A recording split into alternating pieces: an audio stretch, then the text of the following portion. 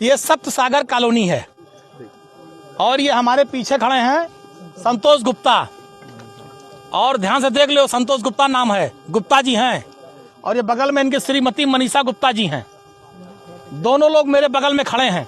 और पीछे ये बिमलेश सिंह, ये पटना के रहने वाले हैं, पटना के रहने वाले हैं श्री बिमलेश सिंह। ये गुप्ता परिवार है। पीछे देख लो, पूरी बिल्डिंग जो गिरी हुई है, छत, ये जो छत पूरा गिरा हुआ देख लीजिए आप लोग, छत। मनीषा गुप्ता और इनके पति संतोष गुप्ता ने 2018 में जमीन ली। कितनी जमीन है ये? 1800 स्क्वायर फीट। इन्होंने 1800 स्क्वायर फीट जमीन लिया। जमीन लेने के बाद उस जमीन का दाखिल खारिज कराया। दाखिल खारिज अयोध्या के अधिकारियों द्वारा तहसील में किया गया। उसके बाद इन्होंने बैंक का लोन लिया।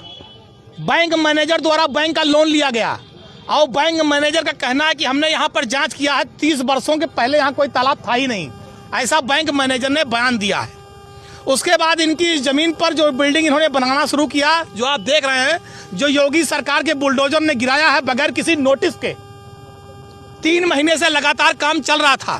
3 महीने से छत पड़ गई थी पहली, दूसरा ऊपर काम चल रहा था। इन्हें कोई नोटिस नहीं दी गई। इनका इस जमीन पर दाखिल खारिज है। विकास प्राधिकरण से पूरी तरह से नक्शा पास है। विकास प्राधिकरण का नक्शा किसने पास किया? योगी सरकार के अधिकारियों ने। जमीन का दाखिल खारिज किसने किया? योगी सरकार के अधिकारियों ने। योगी सरकार के अधिकारियों ने दाखिल खारिज किया। नक्शा किसने पास किया? योगी सरकार के अधिकारियों ने। लोन किसने किया? बैंक के मैनेजर ने। बैंक सरकारी किस बैंक से है? यूनियन बैंक, सरकारी बैंक है यूनियन बैंक। उसके बैंक के मैनेजर ने पास किया।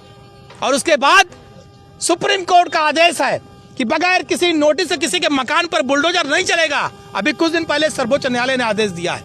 लेकिन पूछ लीजिएगा अभी आप गुप्ता फैमिली से, इन्हें कोई नोटिस नहीं दी गई। एक भी नोटिस, सिंगल नोटिस इनको नहीं दी गई। और कल रात में चोरों की तरह बुलडोजर लेकर आए और इनका पूरा मकान गिरा दिया। इनका पूरा मकान गिरा दिया। इन्हें कोई नोटिस नहीं। अगर इनकी जमीन गड़बड़ थी तो इनको नोटिस देते, ये कोर्ट जाते, मुकदमा लड़ते, अपनी बात कहते। लेकिन ये तो हिटलर को फेल किए हैं भाजपा सरकार वाले, कि न कोई नोटिस देंगे, न कोई बात करेंगे, सीधे आएंगे बुलडोजर लेके मकान गिरा देंगे, जिसकी समाजवादी पार्टी निंदा करती है। क्या होना चाहिए? भारतीय जनता पार्टी की सरकार के जो ये अधिकारी हैं, जिन्होंने दाखिल खारिज कराया, जिन्होंने विकास प्राधिकरण से नक्शा पास कराया और जिन्होंने इसको गिराया बुलडोजर से, इन सब पर कार्रवाई होनी चाहिए। इन पर मुकदमा लिखा जाना चाहिए गुंडई का।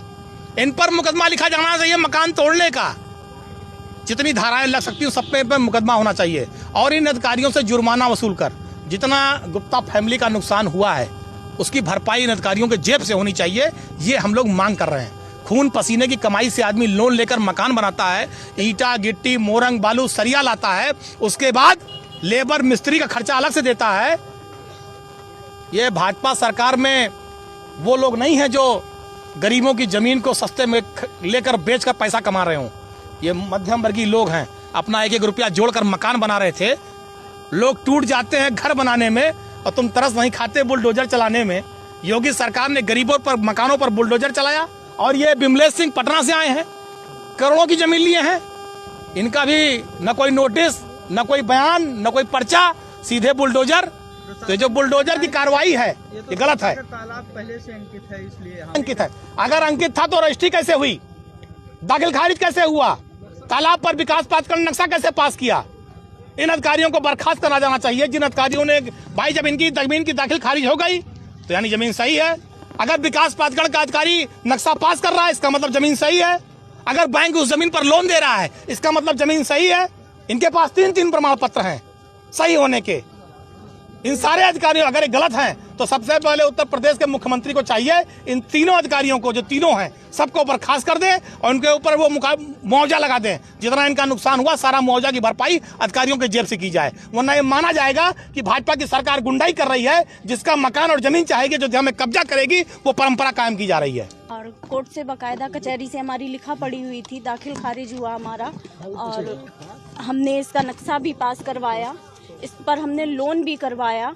सारा सब कुछ हमने लीगल प्रोसेस की। इसमें जो भी करनी चाहिए एक आम आदमी को घर बनवाने से पहले, हमने सब कुछ वो सब किया। और अब जो हमारा बनने लगा, लेंटर हमारा पड़ गया तो आगे बोल दिए कि यहाँ पर तालाब था, 3 महीने से बन रहा था, तब किसी ने नहीं कहा कि यहाँ पे आपका इलीगल वर्क हो रहा है। अगर इलीगल था तो हमारे ये पेपर्स क्यों हमारे अप्रूव हुए, क्यों हमारे पास हुए सारी चीज़ें। और अब जब हमारा बन गया, हमने अपनी सारी जीवन की कमाई लगा दी, तो आके हमारा गिरा दिया गया और हमें नोटिस भी नहीं दिया। कल एसडीएम सर आए थे, विकास दुबे थे, उनसे बहुत कहा कि सर हमको टाइम दे दीजिए थोड़ा सा, हमारे पास पेपर्स हैं। बोले नहीं, ये तो तालाब की जमीन है, हम 1 मिनट नहीं देंगे। और बस उन्होंने कोई बात नहीं सुनी, बस सीधे गिरवा दिया इसको। तो हम हाई कोर्ट में जाएंगे, हमारे पास जब सारे लीगल पेपर्स हैं तो हम किसी से डरेंगे नहीं, किसी से पीछे नहीं हटेंगे। हम हाई कोर्ट में जाएंगे और हमें इंसाफ चाहिए। हम योगी जी से, मोदी जी से यही कहते हैं कि हमको इंसाफ चाहिए। हमें हमारी जब जमीन अगर गलत होती तो फिर क्यों हमारे ये सारे पेपर्स पास हुए, क्यों हमारे हुए, उनकी सबकी कार्रवाई होनी चाहिए, सबकी जांच होनी चाहिए। पूरी हम जांच की मांग करते हैं कि सारा हमारी इसकी जांच हो, तहकीकात हो और हमारे पेपर्स चेक किए जाएं, सब कुछ देखा जाए और जो भी हमें न्याय। मनीषा गुप्ता।